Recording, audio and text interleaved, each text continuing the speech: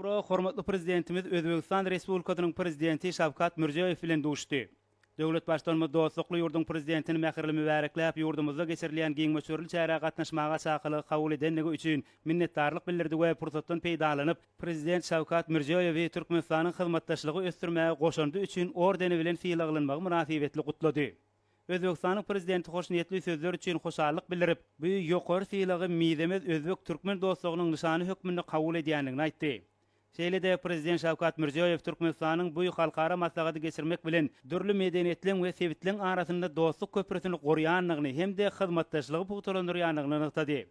Dostlugyň dowamyny söhbetdeşler däp bolan dost dogonluk gatnaşyklarynyň häzirki ýagdaýyny we möhüm meselelerini ara alyp maslahatlaşmaga döredilen mümkinçiligi kanagatlanma bildirdiler.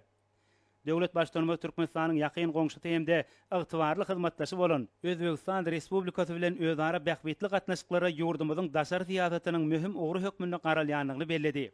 Häzirki wagtda iki ýurdun arasynda netijeli gatnaşyklar dostlugyň berk binýadyna, ähli ogurlarda hyzmatdaşlygy puwtalandyrmaga bolan syýasy erke esaslanýar. Belenişi ýaly Türkmenistan bilen Özbegistanyň arasyndaky hyzmatdaşlyk ogurlaryň giň gerimini öz içine alýar. Şoň bilen birlikde iki taraplaryň medeni insan-perwer gatnaşyklar puwtalandyrmagyň möhümdigine üns çekildi. Söhbetdeşler häzirki wagtda ynanşmagyň we özara gollawyň ýokary derejesi bilen tapawutlanýan türkmen özbek gatnaşyklarynyň dürli ogurlarda, şol sany oba hojalygynda, elektrik energetikasynda, neft gat toplumynda, himiýa senagatynda we beýleki puwdaklarda okkulny ösdürilýändigini anykdylar. Ulaq we energetika geçirgelerini döretmäge, sebitara gatnaşyklar puwtalandyrmaga, sebitde durnukly ösüşi üpsün etmäge degişli möhüm meseleleri çözmek babatda alınıp barylýan bilelikdäki işlere aýratyn üns berilýär.